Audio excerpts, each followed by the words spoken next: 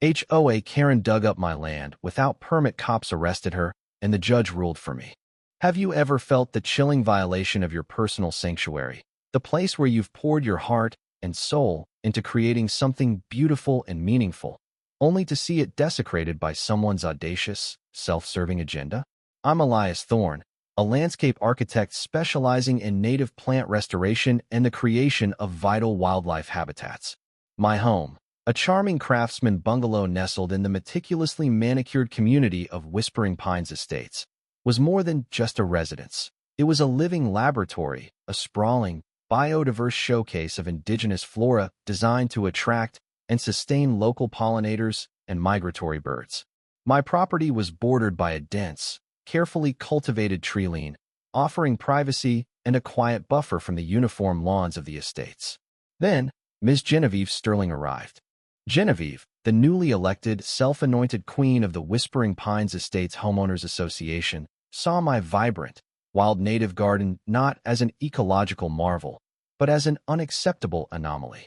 She was all sharp angles and sharper pronouncements, a woman whose perfectly coiffed blonde hair and designer activewear screamed unapproachable perfection.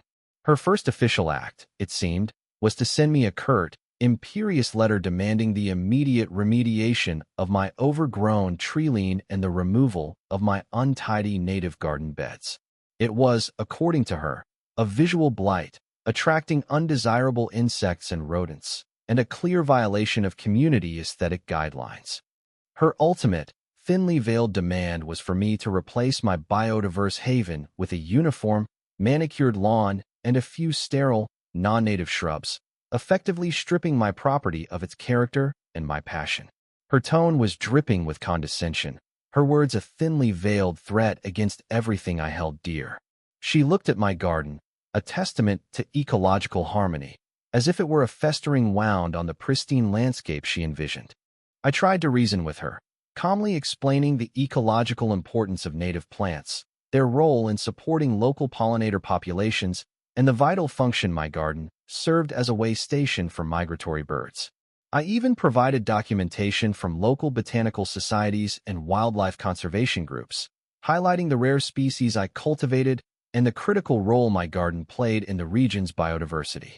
Genevieve merely waved a dismissive hand, her perfectly manicured nails glinting. "Mr. Thorne," she purred, her voice a brittle whisper of disdain, "your hobbies are simply not suited for the elevated standards of Whispering Pines Estates. We are building a community of distinction, and frankly, your wild growth detracts from our property values. The bylaws are clear. All landscaping must be uniform and manicured." Her words, delivered with an air of unassailable authority, left no room for debate. She was not interested in ecology or personal passion. She was interested in control and conformity. The true nightmare began on a crisp autumn morning. I stepped out to check on my garden, only to find a scene of utter violation. A significant section of my meticulously cultivated native garden beds had been brutally dug up, the earth churned and scarred. My carefully nurtured milkweed, essential for monarch butterflies, lay withered, and several young oak saplings, part of a long-term reforestation project, had been violently uprooted. Worse, crude signs, emblazoned with the Whispering Pines HOA logo, were hammered into the ground, declaring the area under HOA remediation, pest control, and beautification. My heart pounded with a mix of fury and disbelief. This wasn't just an annoyance. It was an act of pure, malicious vandalism, a deliberate destruction of my property, and a direct assault on my life's work. As I stared at the wreckage, a glint of white caught my eye near the freshly dug earth. It was a discarded, official-looking county survey marker, clearly not from the HOA, but from the county's Environmental Protection Agency. My blood ran cold. I quickly photographed the scene and then, driven by a gnawing suspicion, I retrieved the marker. Its faded inscription pointed to a series of underground springs and a natural, ancient aquifer system that fed not only my property's wells, but also supplied a significant portion of the drinking water for the lower-lying sections of Whispering Pines Estates. Genevieve had not only ignored my warnings about ecological balance, she had deliberately, unknowingly, disturbed a vital natural water flow. And then, a chilling detail, Tucked beneath a pile of discarded garden waste, I found a crumpled, mud-stained blueprint for a new, exclusive community dog park.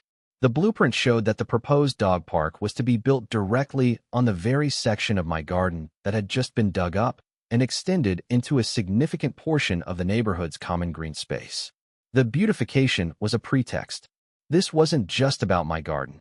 It was a calculated, high-stakes conspiracy, threatening not only my property, but a vital public resource and the community's shared green space.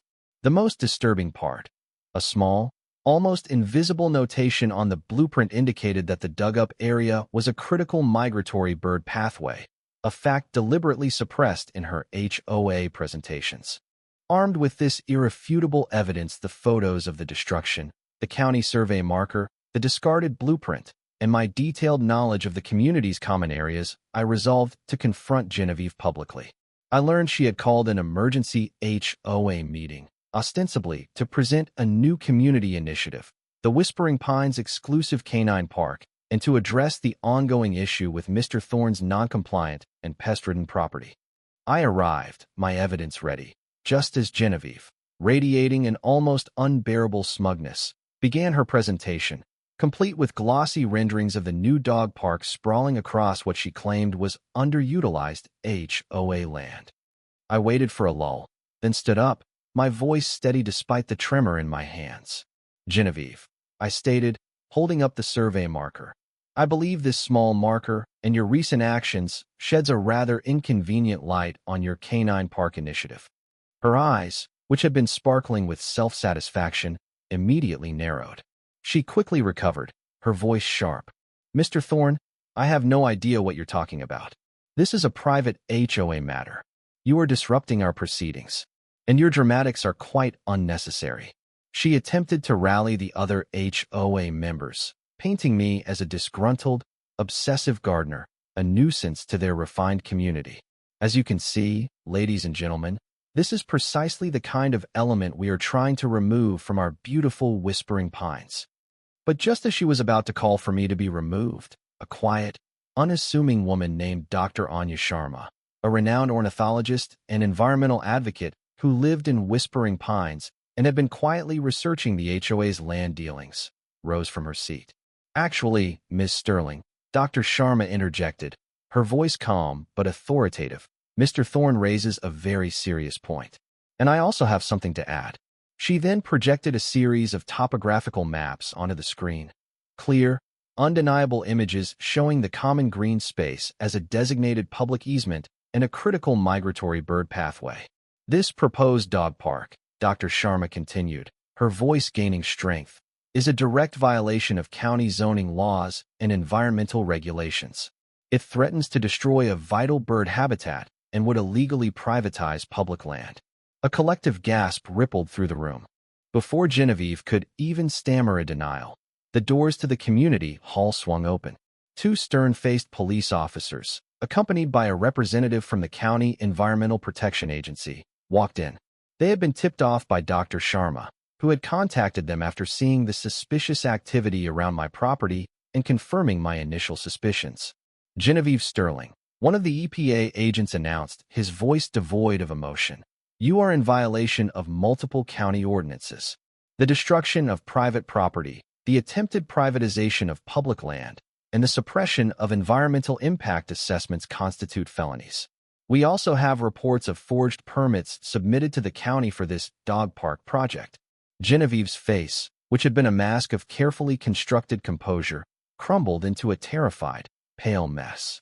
Her jaw went slack, her eyes darting wildly around the room, searching for an escape that wasn't there. She stammered, then erupted into a desperate, high-pitched shriek, blaming misunderstandings, overzealous contractors, and a misunderstanding of the land deeds. It was the pathetic wail of a tyrant whose kingdom had suddenly collapsed. Then, a surprising voice emerged from the crowd. Mr. Davies, a long-standing, quiet member of the HOA board and a respected local real estate agent, stood up, his face etched with regret.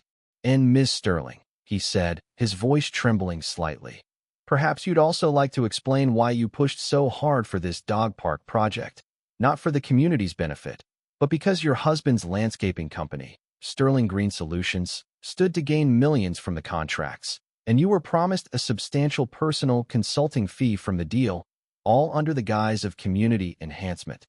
The revelation hung in the air, a final, poisoned arrow. Genevieve had been exploiting the HOA not for the community's benefit, but for her own illicit financial gain and her husband's profit.